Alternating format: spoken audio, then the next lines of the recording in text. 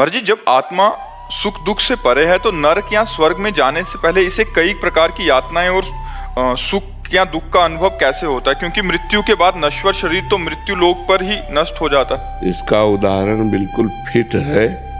जब आप सैया पे सोए होते हो तो स्थूल शरीर सोया होता है ना, तो स्वप्न में जो सुख दुख होते हैं ना, लेकिन नहीं होते, लेकिन अनुभव में आते हैं ना। स्थूल शरीर तो पड़ा रहता है। सूक्ष्म शरीर से आप जब स्वप्न देखते हैं तो स्वाप्निक जो सुख दुख होते हैं वो अनुभव में आता है ना। ऐसे स्थूल शरीर तो जल जाता है, लेकिन सूक्ष्म शरीर जाता है। तो आत्मा एक प्रकाश है, आत्मा एक पावर है।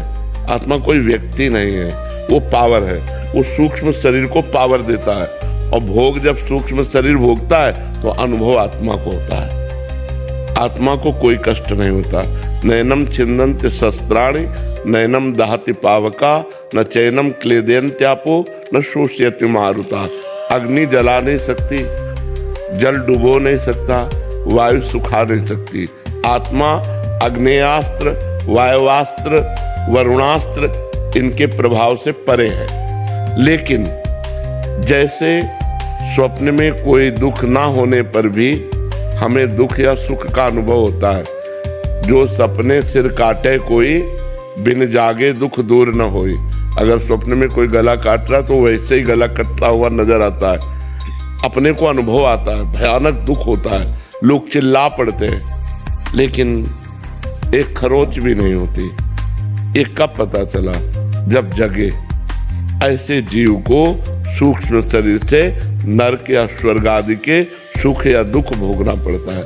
समझ पा रहे आप? आत्मा निर्लेप होने पर भी वो सुख दुख का भोगता तब तक बना रहेगा जब तक भजन के प्रभाव से वो निष्पाप नहीं हो जाएगा। तब तक एक कर्म परंपरा, बार बार जन्म, बार बार मरण, बार बार दुख, बार बार सुख भोगना पड़ेगा। इसीलिए अध्यात्म शास्त्र है कि हम अध्यात्म गुरु बनाएं, उनके अनुसार उपासना करें, तो इस पापों से मुक्त होकर हम भगवान को प्राप्त हो जाएं। जब तक भगवत प्राप्ति नहीं होती तब तक ये सुख दुख स्वप्न की तरह भोगने पड़ेंगे, यद्यपि बिल्कुल मिथ्या है।